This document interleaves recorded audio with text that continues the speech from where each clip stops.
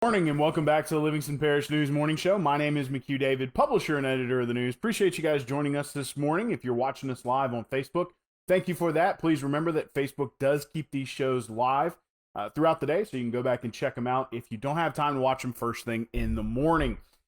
Please also remember that we do upload them to our website, www.livingstonparishnews.com/podcast. We have audio and video versions there for you to check out. So we do appreciate you patroning our website as well. There is an accident on I-12 westbound. It's caused delays already from Airline all the way back past O'Neill, getting close to Range Avenue. Good morning, Miss Michelle. Thanks for joining us. So it's going to be rough going on I-12 this morning, causing some on-ramp delays already. However, 4-H Club Road, River Road, and 190 flowing there at the intersection on the western side of Denham Springs. 64 into Central, still looking relatively clear with some heavier delays on Greenville Springs Road. Of course, your school traffic already started, kind of in the midst of it. Tough traffic on 16 in front of Live Oak High School. Difficult traffic, not too bad by Denham Springs High School. Hatchell Lane starting to stack up, and Burgess Avenue and 190 looking pretty rough in Walker as well. So kind of a heavy traffic day. Sorry, folks. Don't shoot the messenger. It's currently 68 degrees, 87 degrees is your high, 67 again your overnight low. Expect a front today sometime this afternoon, ramping up to a 30% chance of rain around 2 p.m. and then getting up into the 40% chance of rain later in the evening around 6 and 7. So best to bring an umbrella just in case. Might get some afternoon showers. Definitely expecting some evening showers coming through, of course, later on during the day. The Walker Police Department is holding a prescription drug give back day. That's going to be this Saturday, October 24th from 10 a.m. to 2 p.m. at the Walker Police Department.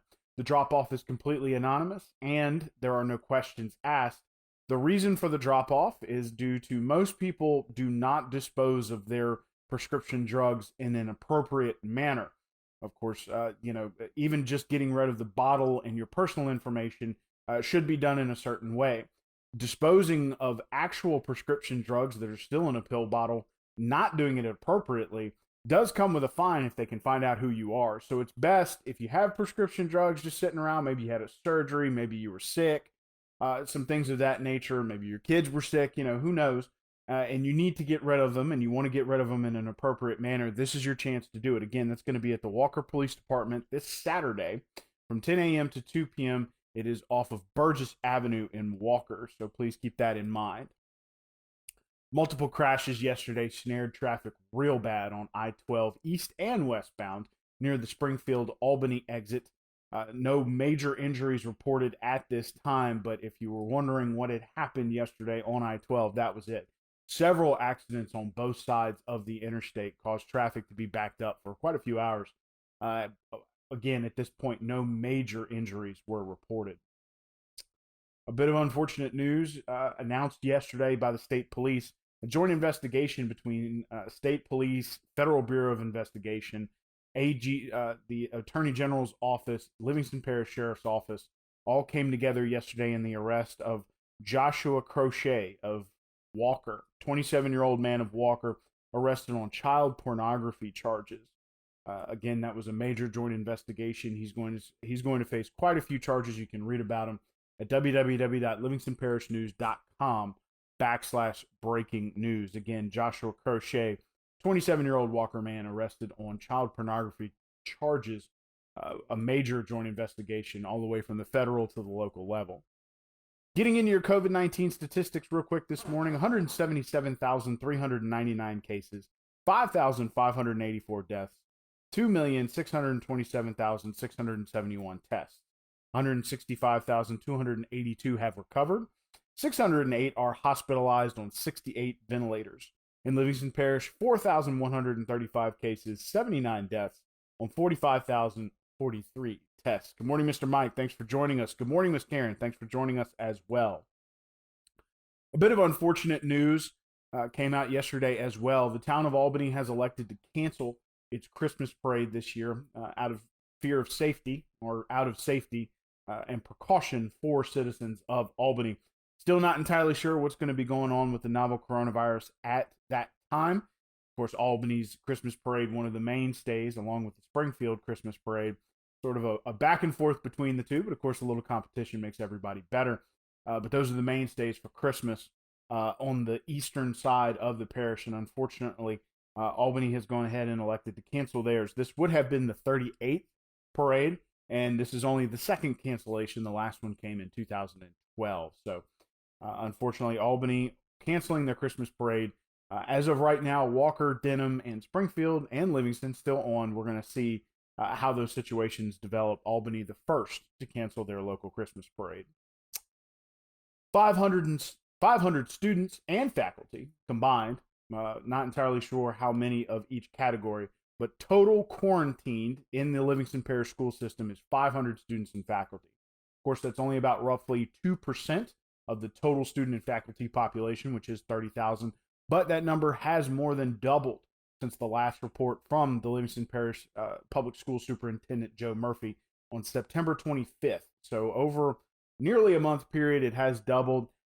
Still a pretty good sign. Of course, we learned last week that the state is pleased with the number of school-related COVID-19 incidents. That is for both faculty, staff, and that's for both faculty, staff, as well as students. So those numbers statewide are looking pretty good.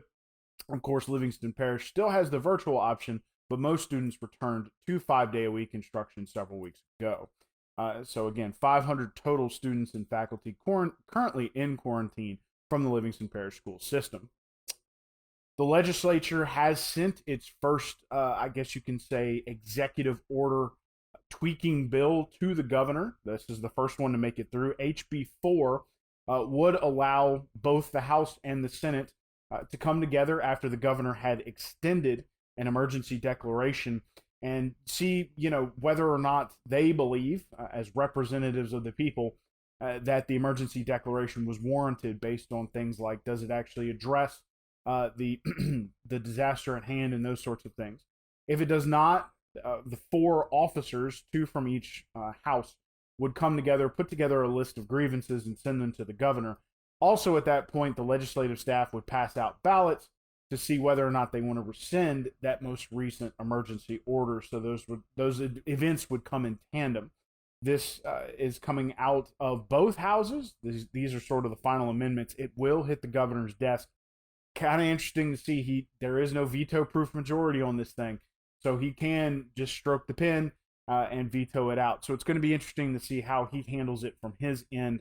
Of course, getting spending in a real budget based on economic indicators from the novel coronavirus was a big point of this special session, but also representatives trying to reel in or attempting to reel in the governor's power to extend emergency declarations has also been a major part of this legislative session. So again, going to be interesting to see what the governor does with that bill once it hits his desk. But the idea is that the legislature would have the ability to either tweak or rescind the emergency declaration a little easier and with a little more good faith and information on the forefront than they had in the past. Of course, most of those rescinding efforts for emergency declarations before have fallen flat. This is the first bill that is going to make it to the governor's desk. So going to be interesting to see what he does with that. Getting back into your traffic one last time, please remember there is an accident on I-12 westbound. If you haven't left the house yet, would recommend you avoid I-12, causing heavy delays. Backed up now past O'Neill. 4H Club Road, River Road, and 190 still flowing pretty well, so that's a good sign. 64 into Central looking clear with some heavier delays on Greenville Springs. Of course, your school traffic, Live Oak being the worst on 16 there in front of Live Oak High School. Denham Springs High School, not too bad, but Walker High School, heavy delays on Burgess and 190, so please keep that in mind. Currently 69 degrees, 87 degrees going to be your high today, 67, again, your overnight low. Expect a front later today. We are looking at about a 30% chance of rain as of 2 p.m. That increases to 40% around 6 to 7 p.m., so maybe some later in the evening showers. Still a good idea to grab that umbrella on your way out the door. Want to talk about these mitigation efforts real quick before we wrap up the show. Please remember to wash your hands with soap and water for 20 seconds or more. Wear a mask in public. It is a mandate.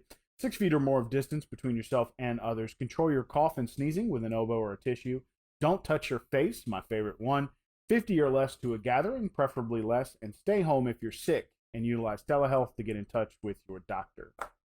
One last time, my name is McHugh David, publisher and editor of the news. Appreciate you guys joining us this morning for the Livingston Parish News Morning Show. Want to remind folks that we are on Facebook, Twitter, LinkedIn, Instagram, and YouTube. We are once a week in print on Thursdays at $7 a month to get that in your mailbox. We're also online, www.livingstonparishnews.com. We have a podcast page, which is free, a coronavirus page, which is free, and a breaking news page, which is free as well. That breaking news page has federal, state, arrest, and traffic news for you to check out. We do hope you have a great day. It is supposed to be a beautiful day up until about this afternoon. Don't forget that umbrella, and we will see you tomorrow morning.